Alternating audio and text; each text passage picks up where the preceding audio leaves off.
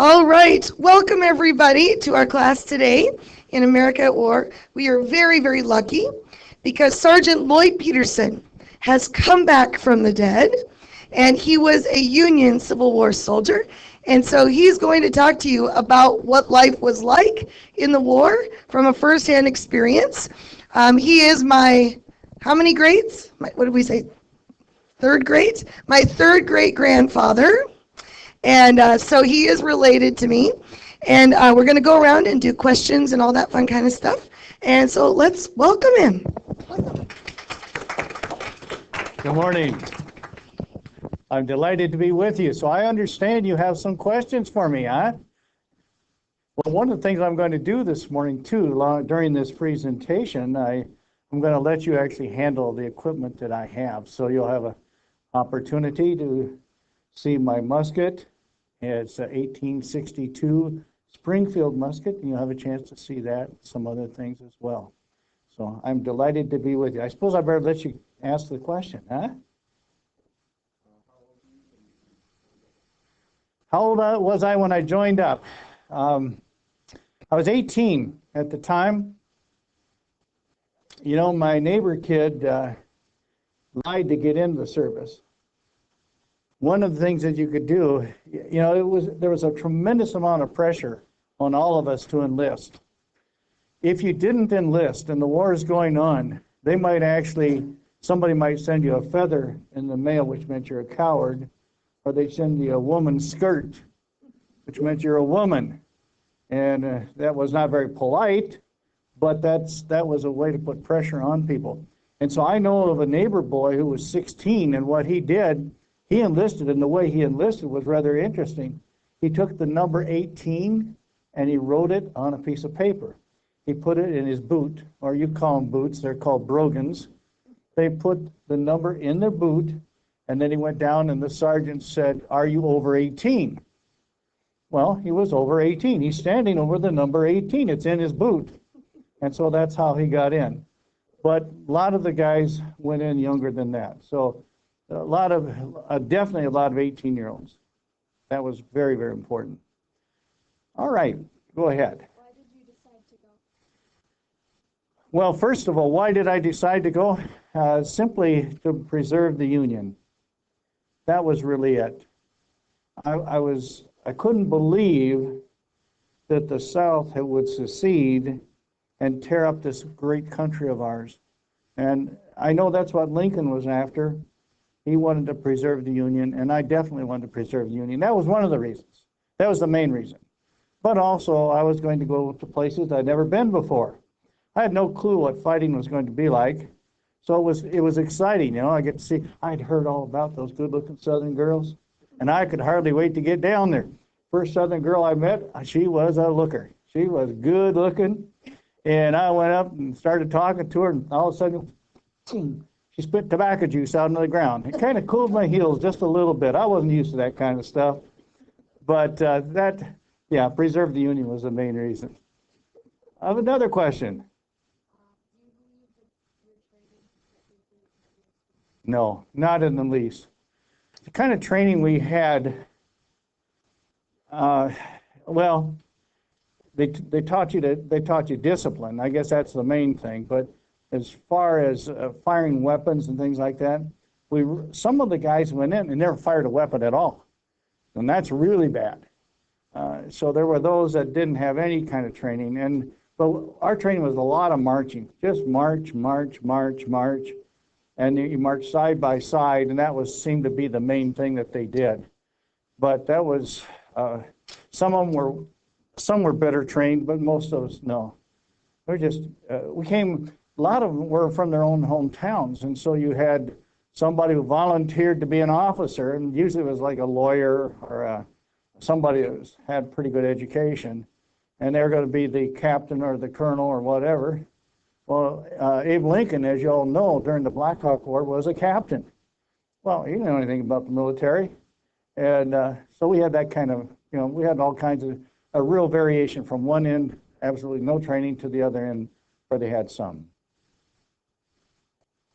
What was the terrain and weather like?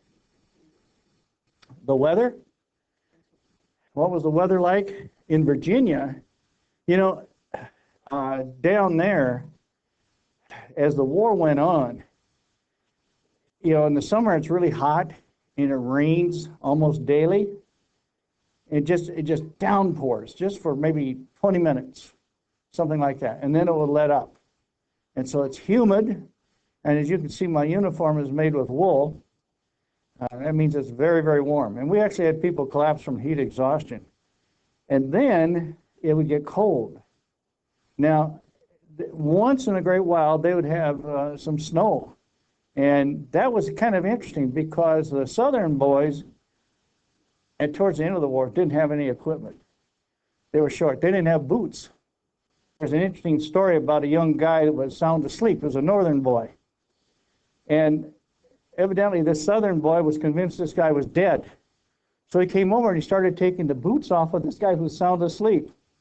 And all of a sudden, the guy wakes up. He says, well, the least you could do is wait until I'm dead before you take my boots. And it scared the bejeebers out of that Southern boy. He just took off running as fast as he could.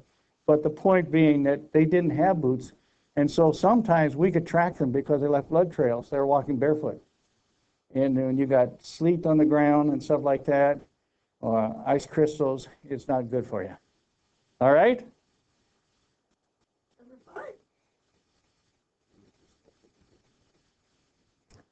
From my perspective, why did I go? First of all my neighbors were going.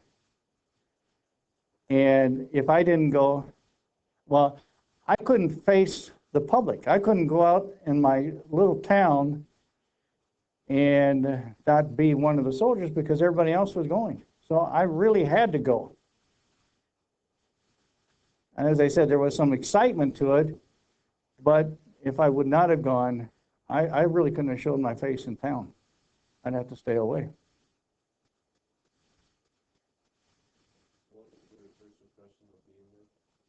My first impression of what? My first impression in the service? Oh, Lord, what am I doing? That would be my first impression. You know, my parents didn't yell at me, and then I got a drill instructor, and all he did is yell at you. You know, he's screaming at the top of his lungs, and so that was different. You know, they're trying to mold us into think like one big group together. And you got a bunch of us, or a bunch of yahoos at times, and that was kind of a challenge. I didn't particularly like that. How about your first impression of battle? Scared the tar out of me. You know, I've heard you folks have a saying, you're scared as much you peed in your pants. That's not a joke. That actually happened. Going into battle, just first time, many times. Guys were so scared they urinated in their pants because it was scary, absolutely scary. And anybody who says it wasn't scary is an idiot because everybody was afraid. And that's why you're one of the reasons we walked side by side was to try to bolster one another. So you might, right here, there's a guy next to me, there's a guy right next to me as we're going forward. And so that kind of prevents me from running away. Plus, over there is my uncle. My brother's over there. And so I kind of have to stay. And these are my townspeople. And if I run, I can't go back home. Because my home is everything. And if I run away, I'll guarantee you, everybody in town will know. And I'll never go back there. So I was scared to death. That kind of answer it? All right. How long did you sign up for? Originally, they talked about at the beginning of the war, we were going to be in for maybe 3 months.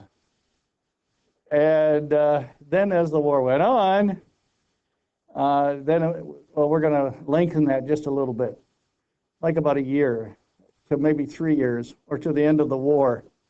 So you could, if you enlisted for a certain amount of time, it was possible that you could leave at the end of that.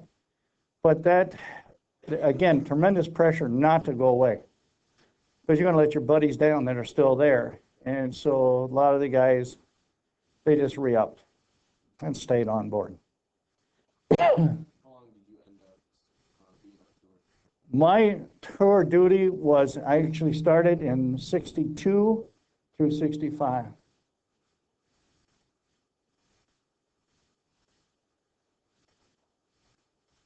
What was your job over there? Basically, carrying one of these. Now, I mentioned this is a Springfield musket, 1862, and this was the most popular weapon of the day. So this is what I was basically a soldier in the field.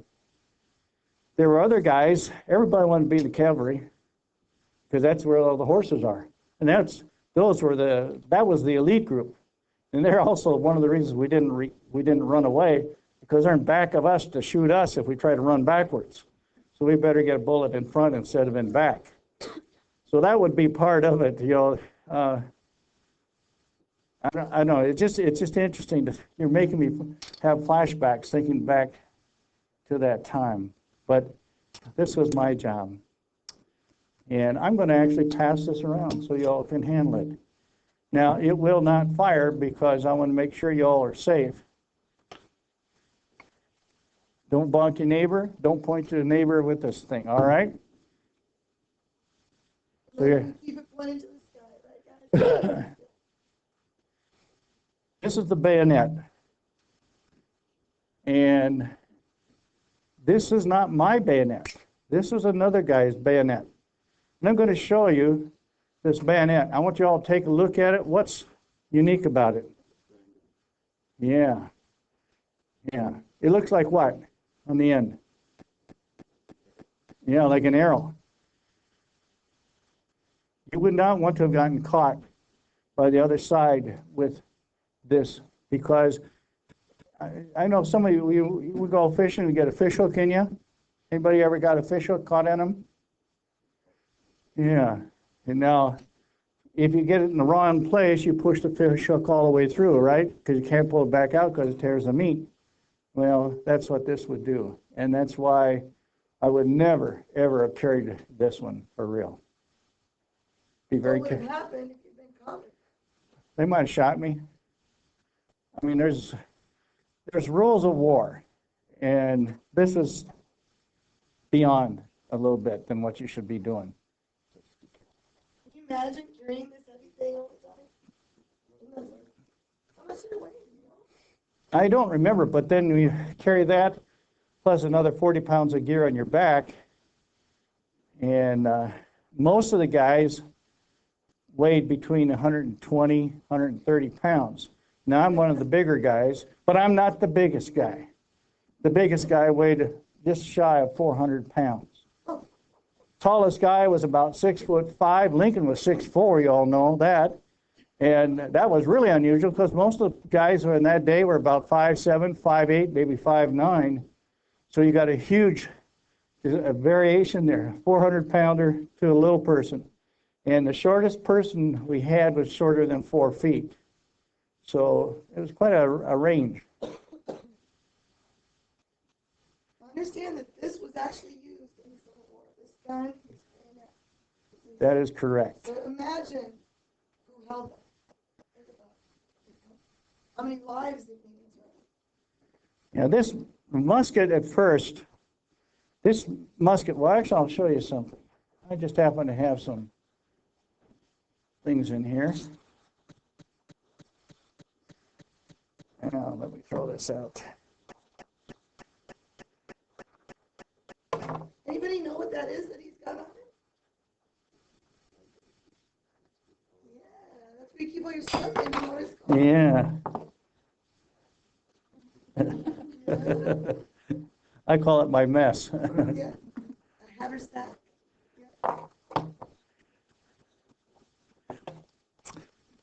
Guess what I've got in here? I think you said it. Ammunition, yeah. I'm going to pass these around so you can see them.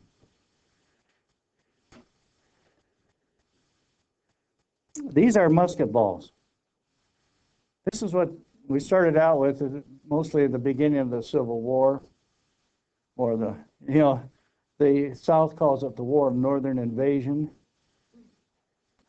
or some call it the Great Conflict, but we call it a Civil War. And this is a musket ball.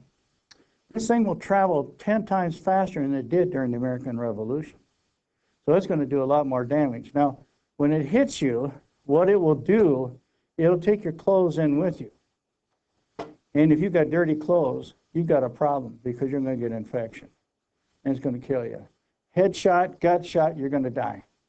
They just expected that. So I'll let you see this. This thing is going to take a lot of lives. And then they came out with this thing. It's called a mini ball. The mini ball is going to go a lot further, a lot faster, and when it hits you, it's going to do a lot more damage. So you can see how this is much different than that musket ball. This, on the other hand, is something else. This is called grape shot. And if those other two are going to hurt you, this is definitely going to hurt you.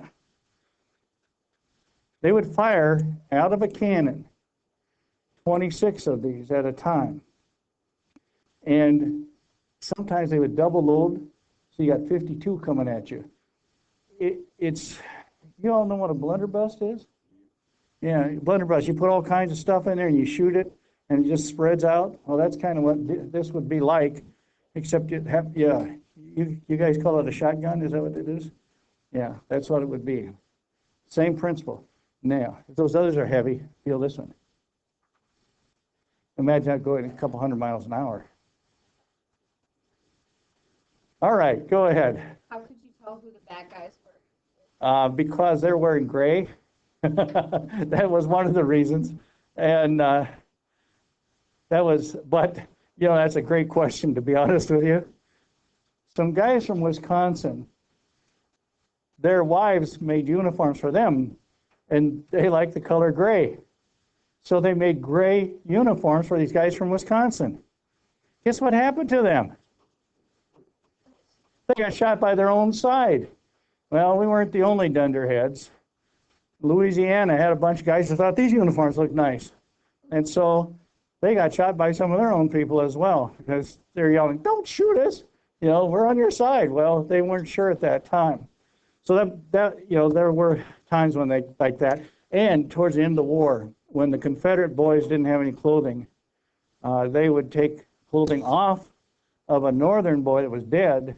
But if you did that, then technically you're considered a spy, and you can be shot and killed for that. So that really puts them in a quandary. But most of the time, it was just frontal charges against each other, and it was atrocious, idiotic. You saw them coming, and they saw us coming. And you couldn't really hide the fact you were coming, because as you're walking along, you're kicking up all kinds of dust. Everybody knows you're coming, and plus you got drums beating away. You know, that kind of lets say, "Hey, I think we got company coming." You know, da da da da da da da da. Hear the drums, and then there was something really unique. Our regimental band had what they called over-the-shoulder instruments. And what that meant is this: the bell faced backwards. And I said, well, why in the world would they have an instrument like that? Here's the reason. The regimental band is right there. I'm right here. So they're blasting away at us, and that's inspiring us. Now, they're not dumb enough to stay in the front when they can get shot. They're going to pull out when they get up there. It's just us that get shot, not them. But they'll pull out. On the other hand, the other side hears that muffled sound coming towards them. It's getting louder and louder. And you all know you're going to die. Somebody's going to die. 1st Minnesota, at the Battle of Cold Harbor, lost, well, I could show you. 1, 2, 3, 4, 5, 6, 7, 8, 9, 10, right? If you 10 would stand just for a second, please. All right, I'll give you an idea. The night before the Battle of Cold Harbor, what they did, they noticed these guys were taking little pieces of paper And the officers noticed this. And they noticed they were putting it on their backs. Now, what the heck are they doing? Well, as the officer got closer, they saw what was happening. These guys knew the next day the battle was going to be so bad that most of them would not make it.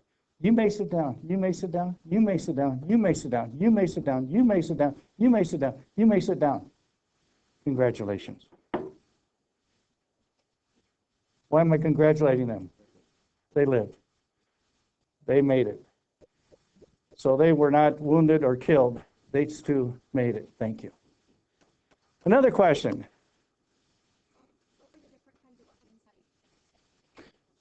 This changed though. We did have repeating rifles. But a lot of the officers didn't want to use repeating rifles because they thought you'd waste bullets. You know, their grandpas had fired muskets. Well, by God, if my grandpa could use a musket, we can use a musket. And the South never did have repeating rifles. The North did get them. You could have 7 shots. That changes the outlook on the battle really fast. And that's towards the end of the war. They're Gatling guns, and they call them a pepper box. And you could crank that sucker, and it just fired out a lot of bullets. But again, when it fired, it wasn't as accurate as they thought it maybe should be. They just didn't use it as much. But then they put rifling in the barrels, though. And that really changes things, because now, you know, in the old days, they said you couldn't hit the broadside of a barn. Well, that's maybe true during the days of the American Revolution. That musket ball wouldn't fit tight in the barrel. And it just kind of go ding-a-ding-a-ding-ding down the barrel. And then, you know, I might be shooting at somebody there and hit somebody over here. Or, you know, and now what has happened, it changes totally. Because of the rifling, I'm aiming at that person over there, and I hit that person. So there's a big change right there. So that'd be one of the weapons. There were bombs that they fired from cannons. They did that. And of course, you had other kinds of weapons. The Navy had eventually ironclads, iron ships. So that would have been something you would have seen, which is also interesting. If you'd been in the Navy, and I want to give you an idea what it would have been like. So you're in the Navy, and you're in an ironclad, and somebody shoots at you with a cannonball. Now, I don't know if your school has do you have a shop down here? Auto shop or anything like that? Go in today and put your head inside. Do they have one of those big oil barrels down there? Oh, you don't have any metal oil barrels? Oh, that's too bad, because you could really do this real well. Put your head in the oil barrel, and then have somebody take a baseball bat and hit it just as hard as they can on the outside. Then you understand what it's like to be in one of those ironclads, because it just boom, and your ears would bust, and you bleed from your ears and your nose and your mouth because it was so loud. But that was a new weapon, and so that was something you would have seen. But, oh, you betcha. And you notice this is at an angle. And the reason it's at an angle is hopefully your musket balls would bounce off. They didn't really work on penetration yet. They didn't figure that out. Didn't get that right away. Largest cannonball I ever saw was 100 pounds. Now, I know there's bigger ones, but I didn't see it. But a 100-pounder. That to me was huge. Got interesting ship. You know, we're making all kinds of weapons. You know, that's one thing about war. You develop new weapons all the time. Come up with new ideas. You got your scientists working on. Do you all know there was a submarine during the Civil War? Yeah, it did sink. Yeah, we have a Civil War person in here. Now I feel right at home. Ariel Hunley. Yep. And I want to show you something if I can find it.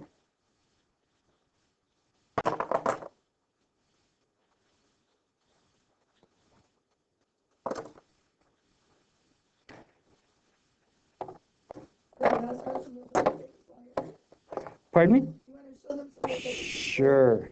I sure can. Throwing musket balls around. All right, no, don't do that. I just set it out here for you folks. Thank you. All right, I'm going to show you some coins from the Civil War.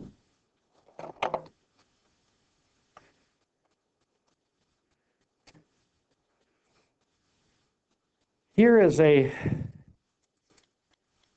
coin from 1862. I think you might, any of you collect coins in here? My wife collects all of mine. Every payday, every coin goes. Here's an Indian head coin. Here's a 2-cent piece. And then, what is the smallest coin you have today? Not denomination, size-wise. Dime. Smallest coin ever, right? You know I'm setting you up, don't you? Here is a dime. Here's a 3-cent piece.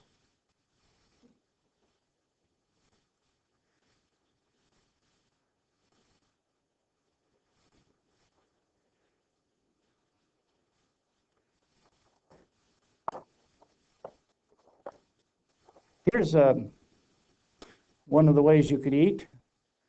Carry this nice and handy little device.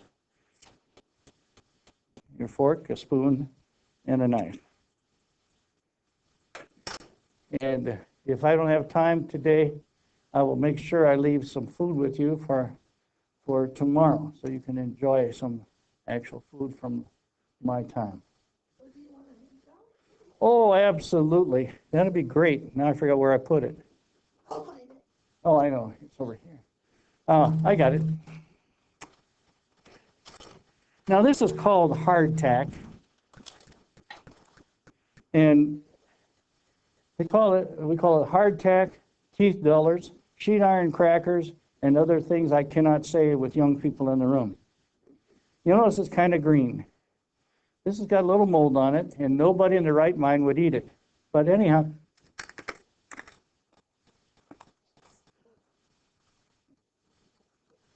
you know, that's really rude of me.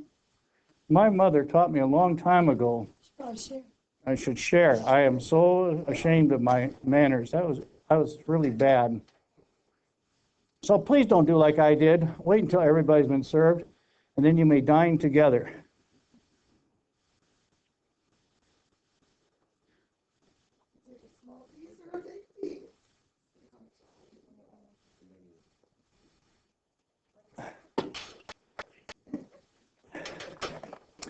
This is I broke that up for you folks,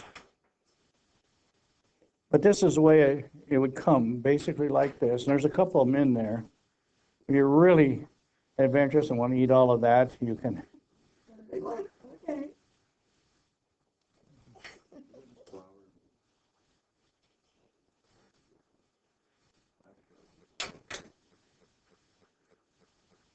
Okay, they are all served. All right, you may dine. Go right ahead. Now, for those that are listening, you can hear this crunching sound over the loudspeaker. Is that what you call it? Oh, okay. Wow. Teeth dullers. I wonder. Sheet iron crackers, teeth dullers, and also, anybody got any soft stuff in theirs? Anybody have a soft piece? A little bit? You do? You do? You do too? You got a little bit? Okay. Yeah. Oh, yeah, okay. Did you see any? You see any? Oh. Those are the worms. Ew.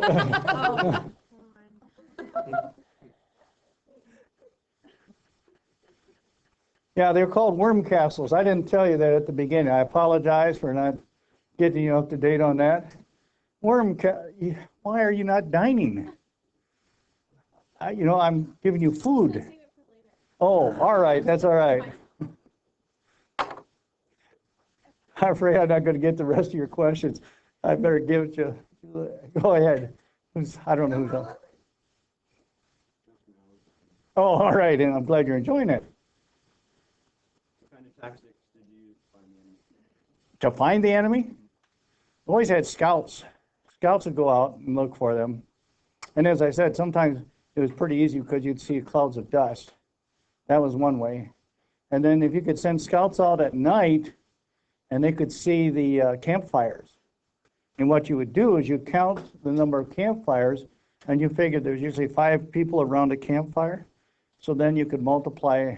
If you saw 100 campfires, so you got 500 people there. So that was one of the ways that you would do it. But you had scouts always. Are you choking on your food? Go ahead. What kind of tactics? Just point and shoot. That was basically it. Except the Battle of the Wilderness, which is just outside of Washington, D.C. And the Battle of the Wilderness, you're in the middle of a whole bunch of trees. And some people began to say, you know, why stand out here and get shot when I could step over here and there's a tree? Gosh, you know, learning takes place. I'm getting shot at. I think I'll stand here and I'll shoot at him. And so there was that in the wilderness. But that would have been the main tactic, was just walking towards each other. Got to understand, it was all based on Napoleon's way of fighting way back in the early 1800s.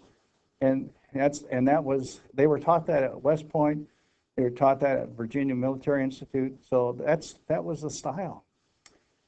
And it was pretty disastrous. We now know from what we're hearing, you know, I've heard through talking to your teacher, they think now maybe as many as 700,000 died during the Civil War, not the 600,000 that you've been hearing.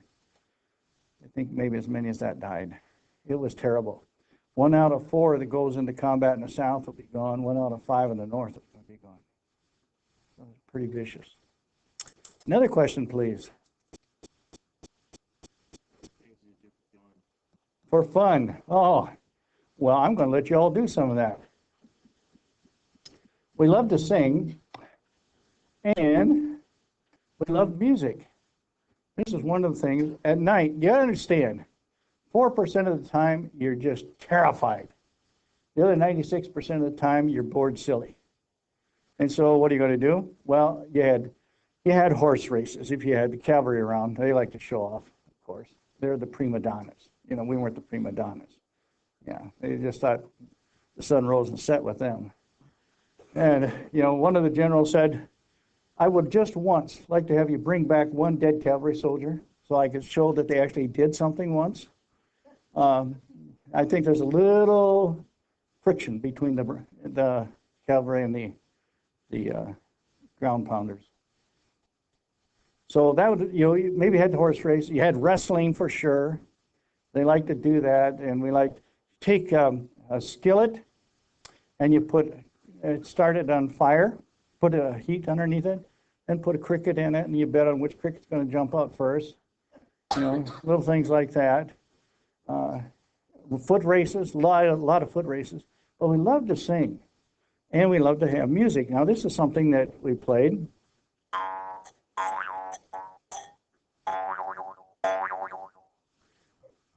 This is called a jaw harp. And I just happen to have enough for everybody in here to try it. So, if Mrs. Tripp, what's cleaning them mean? I'll teach you how to play this thing. And by the way, while we're handing out, is there anybody that has study hall next hour that could help them pack things up if I could do that? So they're going to go to study hall. Is anybody? I want to steal you from your class. No?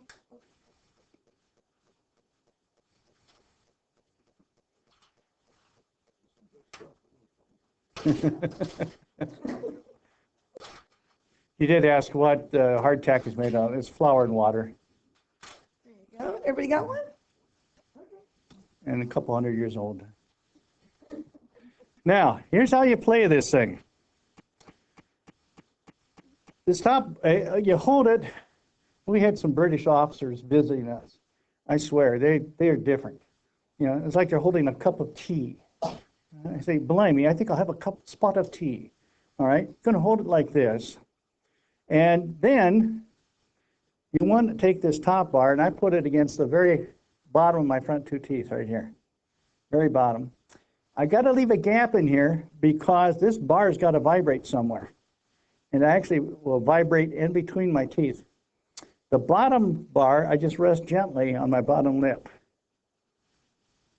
And then I push away.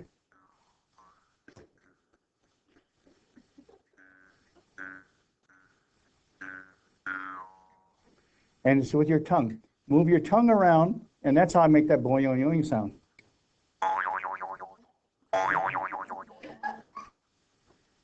So just go ahead and keep trying. Let's see who gets it first.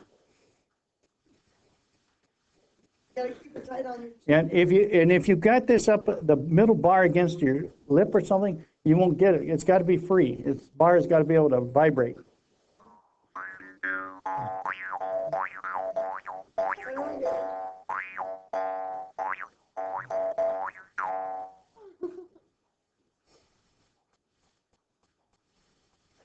Somebody's getting it. I just heard it. Yeah, move your tongue. You're gonna have that. You're gonna have a different pitch. I put my tongue.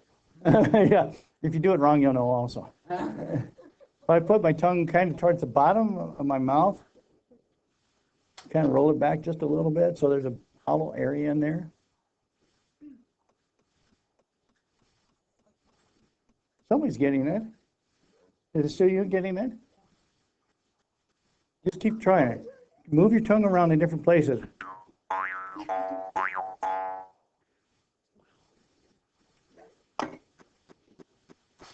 All right.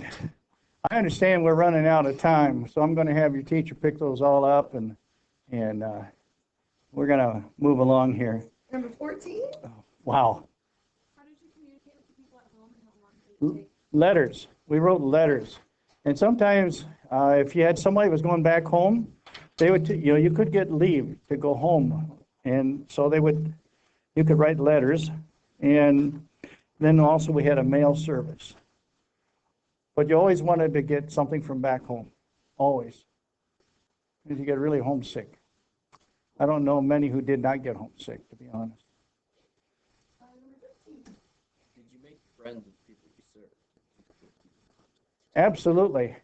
Yeah, because after the war, we had what was known as the GAR.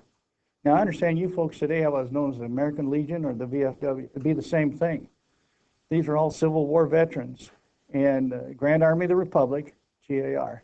So we stayed in contact with one another. You better believe we did. Absolutely. Good. 16. The Navy did. When we think of Vicksburg, Mississippi, for example, trying to capture Vicksburg, we really needed the Navy firing in on top of Vicksburg. Otherwise, if we just charged, we had tried that and it didn't work. So yeah, and certainly artillery did too. Artillery would definitely help a lot.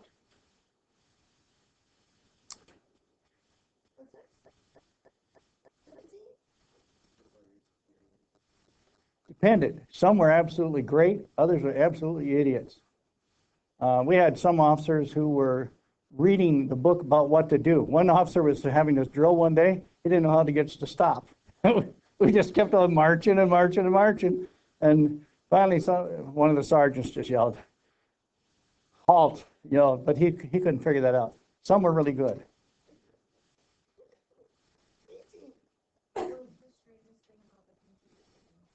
I'm sorry, say it again, please. What was the strangest thing about it?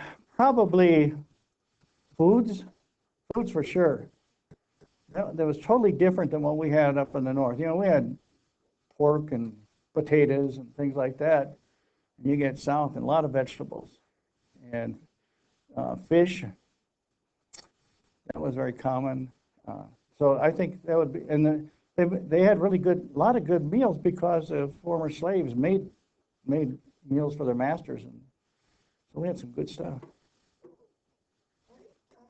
19. What was your main method of transportation? Walk. On a good day, you could get 20 miles in. That's a lot of walking. Now, sometimes you could get on a train, but that, not often. Most of the time, it was just walking. Number 20. I'm sorry, I didn't hear you. Oh, and the country we were in when we were in the South? Tried to. Now, the ones that really received us well were the African American field hands. They were really good. The house servants were not. So if you went in the back country, and a lot of times they would help us. You know, the other folks most of the time did not. But definitely those folks did. What's your funniest memory? Funniest memory. Oh gosh. You got me on that one. I have to think a little bit, and I know you don't have much time. I'm Maybe gonna. the woman that was spitting tobacco? Well, she would be definitely one of them. Yeah, yeah. You don't always get to see that every day. Yeah, I mean, you know, shortly after that, she bit off a chunk and started chewing some more. I just, yuck. You know, you kiss her, your lips would slide. Just terrible. Number 22.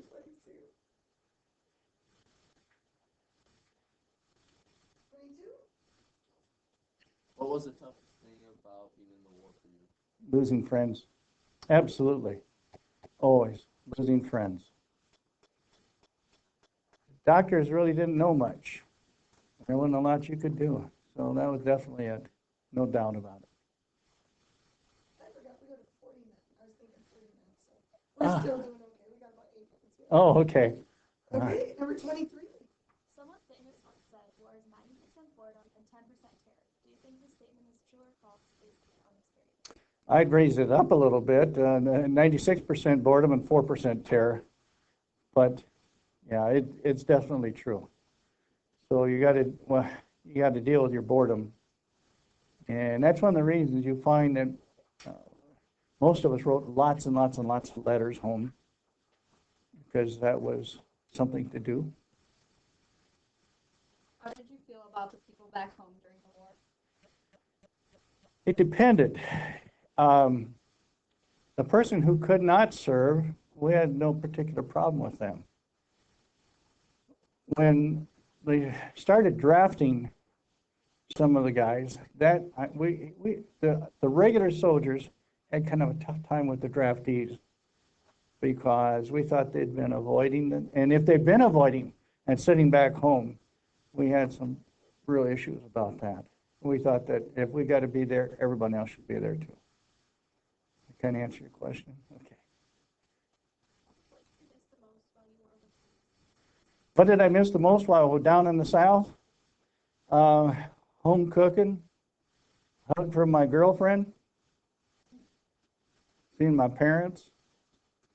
That was one of the toughest things too. It goes back to one of the earlier questions.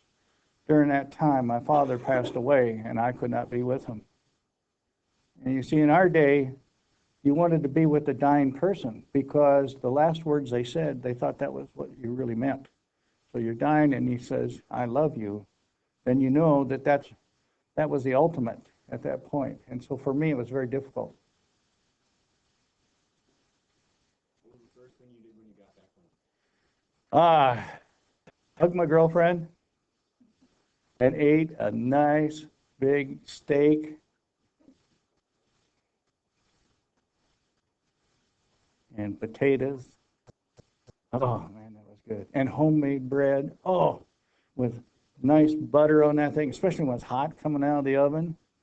Oh, that was good. Lots of butter on it. Maybe some jam. And then I basically wanted to kiss the ground. I was glad it was done.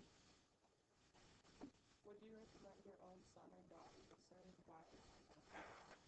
Oh, wow. That's a really a tough question. Would I recommend that my own son or daughter serve? Why or why not? This is a great country. I love this country with a passion. And in that case, if it's something that's going to wreck this country, as much as I'd hate to see them go, I'd rather have them fight than let our country go down.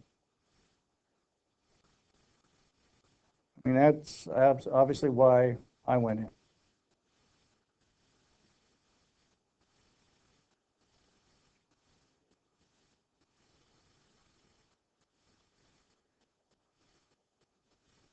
When you go back in time, would you do it over again? Yeah, yeah, no doubt. No doubt I would. It kept this country together. And I think it's what our ancestors, my ancestor was a guy by the name of Lieutenant Gideon Riggs. He served in the American Revolution with George Washington at Valley Forge. And they fought to save this country, to start it against, or set up the country against England, become our own, and I would definitely want to save our country. Would you have fought the war differently than those in charge? Knowing what I know today, yeah. You know, the frontal attacks were just devastating, absolutely devastating. That would be a big change. You know, I would maybe use sieges, you know, like you did at Vicksburg or something like that, fire artillery in there or something. But it was kind of, we'd fire the artillery and then we'd go. So everybody knew what was going to come. You know, they knew we're coming. So it was kind of like, okay, guys, here we come. Get ready for us. And they did. What is the one thing you want young people to know about your experience? Another tough question. It's a tough one. That it's not fun. And war should be the last resort. But there is a line that when it's crossed, then something has to be done. I guess that's how I would answer that. I never want to see any young person in war, or any old person, as far as that goes. But there is a time, maybe. All right, well, I think we are like right on time. Let's give Sergeant Peterson, excuse me, a hand.